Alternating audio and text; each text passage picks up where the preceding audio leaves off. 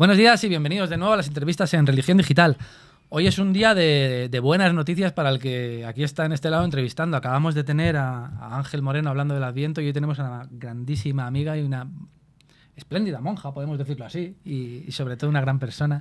Sor Lucía Caram. Lucía, buenos días. Buenos días, Jesús. Un placer siempre estar en esta casa. Es un placer tenerte aquí y es un día providencial para que también estés aquí. Presentando, aunque no tenemos el ejemplar, cuestiones del directo, tu último libro, Mi claustro es el mundo, de Plataforma Editorial. Un libro muy personal. No sé si realmente es una autobiografía, que lo es, o casi más un libro de experiencias sobre cómo entiendes tu fe en el mundo. Desde el título que es absolutamente significativo en el caso de cómo ven una monja de clausura. Sí, desde luego. Nunca me hubiera imaginado hacer un relato biográfico y la verdad que da un poco de pudor hacerlo, ¿no? Pero bueno, Jordi Nadal, el editor, me pidió que escribiera lo que fuera, lo que quisiera, y al final me dijo, explica lo que estás haciendo. Pero posiblemente no podía explicar lo que estaba haciendo sin hacer un poco de memoria de dónde venía todo esto, ¿no? Memoria física, geográfica, pero también interior, claro. Exacto. Yo creo que un pueblo que pierde su memoria dicen que está condenado a desaparecer, ¿no? Ajá. Y como no quiero desaparecer...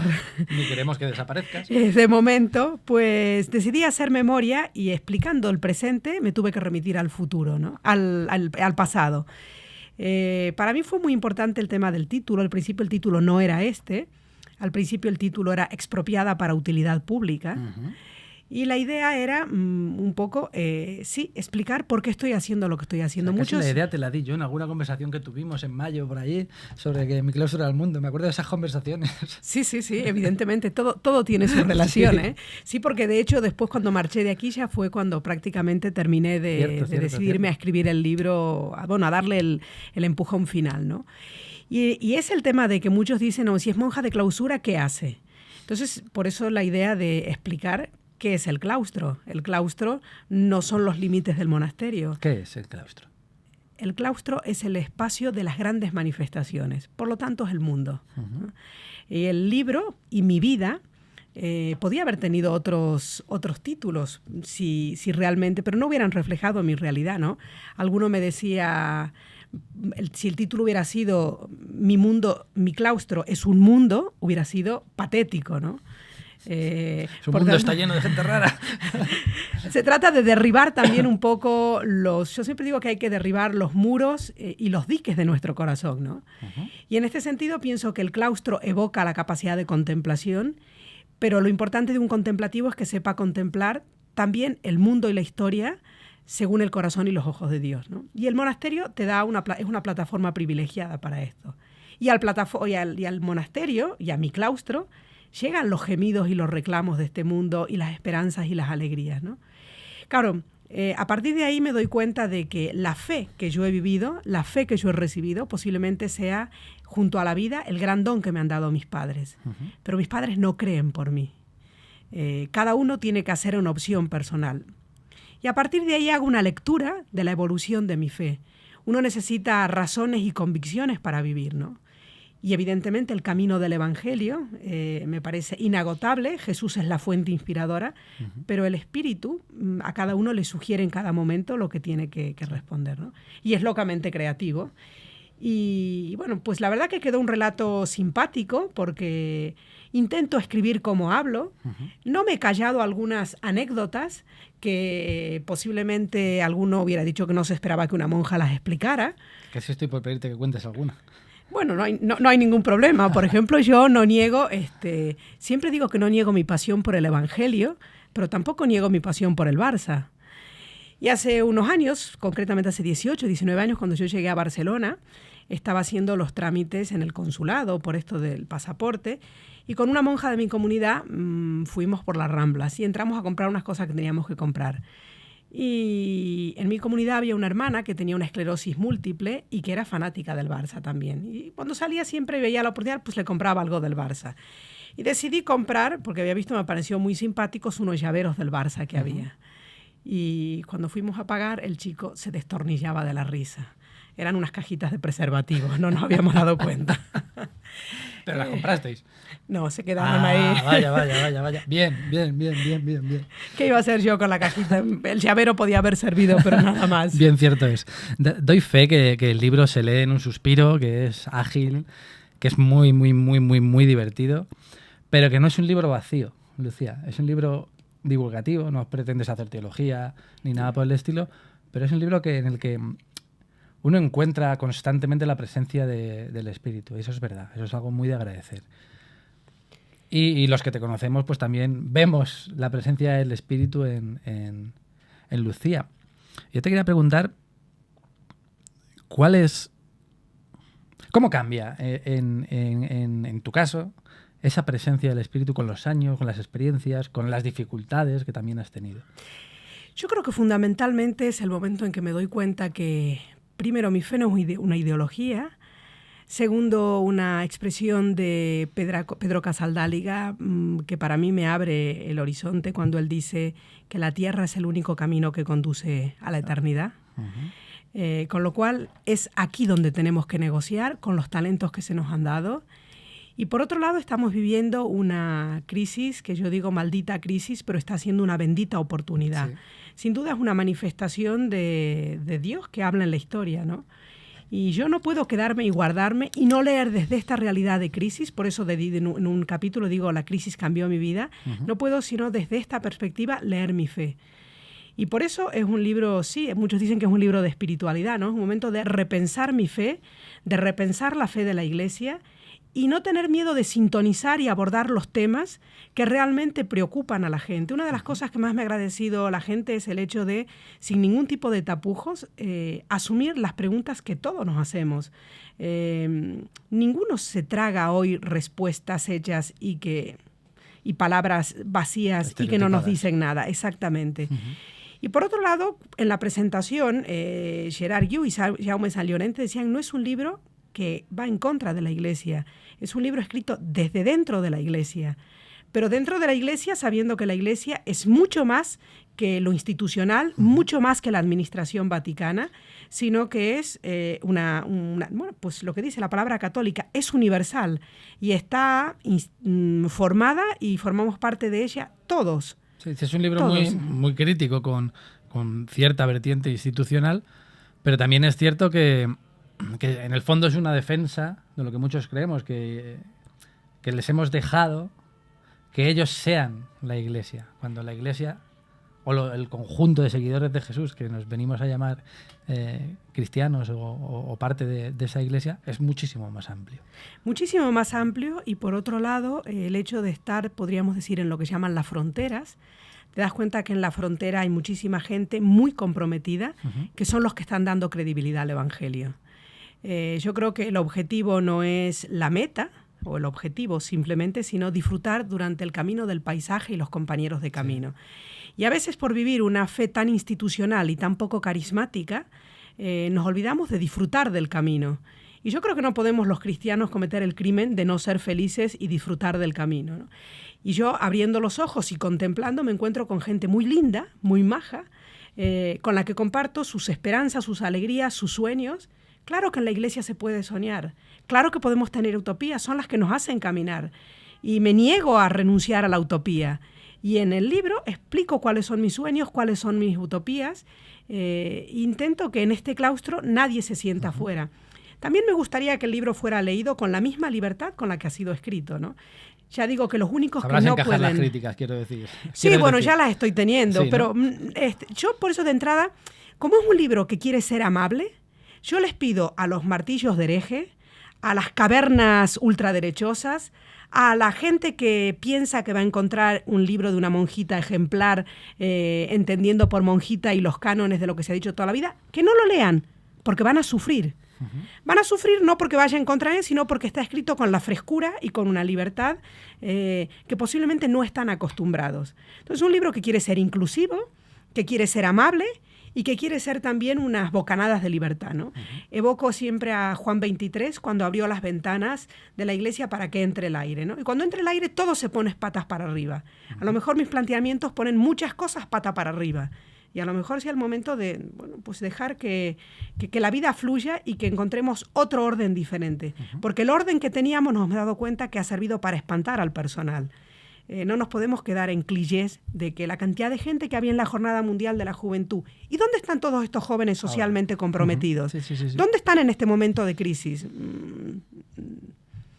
Sí, hablas de todo eso, hablas del papel de la mujer, que sería para hacer otro libro, que esperemos que algún día lo hagamos.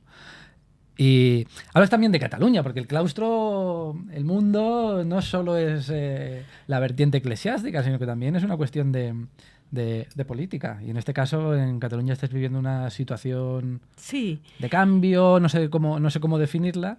También desde Madrid se suele ver de otra manera, pero sí es cierto que hay algo que se está moviendo y que tú te posicionas.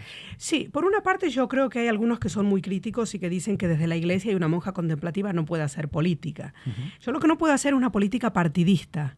Todo y que puede cada uno tener sus preferencias. Yo creo que Jesús, cuando viene a instaurar un nuevo orden, se lo cargan fruto de su opción sociopolítica. Él viene a anunciar un nuevo orden y viene a anunciar la buena noticia a los pobres y la libertad a los cautivos. Esto molesta y se lo cargan.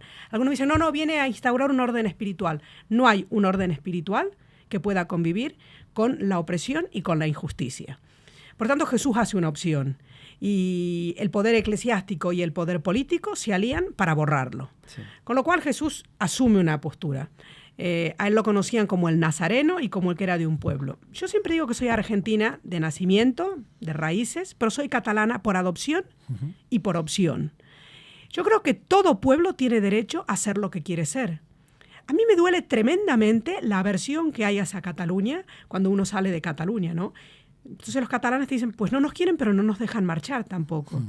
Yo creo que el gobierno actual, el gobierno central de España, ha generado y ha sido la que más votos ha conseguido hacia la causa independentista. Yo creo que ahora hay que respetar. Va a haber unas elecciones el día 25. Yo creo que Artur Mas tiene una buena hoja de ruta.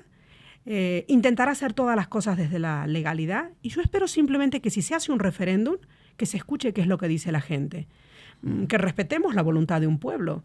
Y esto no significa estar en enfrentamiento con nadie. Uno puede tener una buena relación de vecindad.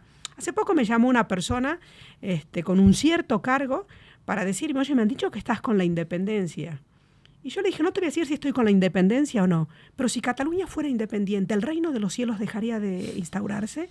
O sea, yo creo que le hemos puesto los cuernos y la cola de diablo y estamos viendo fantasmas donde no lo hay. Yo creo que tenemos que, cada pueblo, ser lo que quiere, intentar no perder las buenas relaciones. Y pues yo tengo muchísimos amigos en todo el territorio español y no los quisiera perder, al contrario. Y siento que Cataluña, pues estoy muy bien en Cataluña y creo que se tiene que respetar la voluntad de un pueblo. Si se hace un referéndum y dicen que no, pues no pasa nada. Y si dicen que sí, a idear nuevos caminos. Mi pasión es el reino. Intentemos que el reino de Jesús se instaure. Y eso no tiene que ser un obstáculo, al contrario. Decía Carlos Cano cuando le operaron y volvió a la vida, que él había nacido en Nueva York, provincia de Granada, porque el hospital estaba en Nueva York y él era granadino. Lucía Caram es una catalana nacida en Tucumán. Exacto. Y sí, universal, como están viendo, en el amplio sentido de la palabra, en el católico sentido de la palabra. ¿Cómo vives hoy tu fe en mitad de esta situación tremenda de crisis, de desesperanza, en el que hay gente que necesita tanto, en el que vosotros estáis trabajando a través de la Fundación también, creo que es Rosa Oriol, sí, en Manresa, para paliar también esta situación? Cuéntanos un poco también el trabajo que realizáis allí. Bueno, nosotros, yo creo que un poco los gemidos y los clamores del pueblo llegaron al monasterio. Estamos hablando mucho del concilio, porque eso es Gaudium et Spes total. Totalmente, sí. Y pienso que a lo mejor sin proponérnoslo, los frutos del concilio empiezan a manifestarse en la medida en que somos capaces del espíritu de hacernos sintonizar. Imposible no oír los clamores del pueblo, no ver... Claro, ahora todos hemos reaccionado porque una persona se ha suicidado a raíz de unos desahucios, pero el día 10 de octubre se explicaba que una de las mayores causas de muerte, por ejemplo en Cataluña, entre hombres de no sé si de 40 y 60 años, es el tema del suicidio a causa de la crisis. O sea, esto se dice es una estadística brutal, pero cuando estás viendo el rostro cada día, yo me encontré ahora con padres de familia con niños que han sido desahuciados y que están viviendo en la calle o en un garaje. Hay que tener, por una parte, el sentido de dar una respuesta inmediata. Estamos haciendo contención, estamos atendiendo 950 familias con voluntarios, absolutamente. Estamos construyendo un albergue, hemos abierto unos pisos tutelados, estamos haciendo unas empresas de reinserción laboral, pero no queremos vivir de la administración, queremos vivir de la implicación ciudadana. Tener un potencial de más de 200 voluntarios que están implicados con pasión y con compromiso, esto es una marca de calidad. Esto quiere decir que esta crisis está mostrando por una parte lo peor, pero también lo mejor de la gente. Yo creo que esto es un signo del espíritu. Una periodista vino un día al banco de alimentos, a la plataforma de alimentos, a hacer una entrevista, y cuando vio tanto ir y venir de gente y tantos voluntarios y tanta gente joven, me preguntó: Lucía, ¿tus voluntarios son practicantes? Y yo le dije: practican la justicia, practican el compromiso, practican la solidaridad. No, pero yo te pregunto si van a misa. Me giré y le pregunté a una religiosa que es voluntaria, le dije: oye, Lourdes, ¿vas a misa? Y me dice: a veces, algunas veces. Ahí tienes la respuesta. Yo creo que ser practicante va más allá de la práctica litúrgica. Yo creo que hoy estamos asistiendo al servicio y a la vivencia del sacramento, que son los pobres, ¿no? Y que nos están revelando a la gente un nuevo camino de espiritualidad. No hay una auténtica espiritualidad que nos lleva al propio corazón y que nos haga insolidarios con nuestros hermanos. Yo digo que el retirarse al silencio y a la soledad no te hace un solitario, te hace solidario. Y este es el gran secreto de la vida contemplativa. Sí, y porque esto tú es lo no que dejas hemos de ser una mujer con tus espacios de silencio, de soledad, de oración. Cumples los cánones en ese sentido. Sí, yo cada día me levanto a las 5 de la mañana, tengo mis momentos de oración, participo en la liturgia con mi comunidad y lo necesito como la fuente para ir a beber y como el aire para vivir. Pero no todas mis hermanas están en el frente y en la primera línea, pero desde luego yo no podría estar en la primera línea si no tuviera el apoyo de las hermanas. Y por otro lado, una comunidad que es muchísimo más grande que la comunidad de hermanas que se han comprometido a vivir la vida contemplativa. Y de hecho no hay fronteras, o sea, los voluntarios son hermanos de mis hermanas y la familia se ha agrandado. Entonces, ¿cuál es el problema? Ninguno. Yo creo que el Evangelio está floreciendo, está brotando. Discrepo absolutamente con el diagnóstico que se hizo al comenzar el congreso que se hizo en Valencia de los jóvenes. Los jóvenes están despistados, los jóvenes van por otros caminos. La culpa siempre es de otros. La culpa es de los jóvenes y se habla de una paganización. Hay jóvenes y hay adultos de todo, pero el diagnóstico no estoy de acuerdo. Lo que pasa es que no los dejamos ser protagonistas de la historia, no los dejamos ser protagonistas del cambio. Ellos tienen que venir a hacer y a repetir modelos que gente mayor ha decidido lo que tienen que hacer. Pues el éxito sería en anunciar una buena noticia y ofrecer una plataforma para que se impliquen. Cuando la gente se implique, es creativa. Y te voy a decir una cosa. Yo creo que una de las cosas que nos está ayudando a ver esta crisis es que el sistema de funcionamiento, incluso de servicios sociales y de los que siempre se han dedicado a la caridad, tiene que cambiar. Estamos manteniendo unas macroestructuras que no da para más. Tenemos que reinventarnos. Y esto nos está ayudando a reinventar que la gente que tenemos es gente que viene muy fresca. No es gente que viene de movimientos, no es gente que viene desencantada, no es gente que viene desencantada. No, es gente nueva y fresca. Posiblemente algunos no han encontrado respuesta en las instituciones, pero no es gente que ha estado contaminada con una manera de funcionar. Con lo cual, todo lo están haciendo nuevo. Y esto no tiene precio. Con lo cual, reconozco que nos convertimos en ciertos momentos en un poco cojoneros, pero creo que bendita inoportunidad, porque nos ayudará también a cambiar y a pensar otra manera de hacer y otra manera de vivir. Cuentas eso de que tú no podrías estar en el frente si no hubiera otra gente que estuviera un poco más detrás. Pero ¿cómo se lleva esto de ser una monja star, si nos permitimos el entrecomillado? No, mi vida es muy normal. Yo lo que hago simplemente es explicar lo que estamos haciendo. Y si eso tiene una repercusión y los medios se hacen eco, Posiblemente sea por lo que hay detrás, no estamos vendiendo humos. Yo os digo que no estoy sola. Yo tengo el mejor equipo del mundo y son los voluntarios. Con lo cual, esto avala una gestión. Evidentemente no soy yo la que lo estoy haciendo, los proyectos lo están llevando otra gente.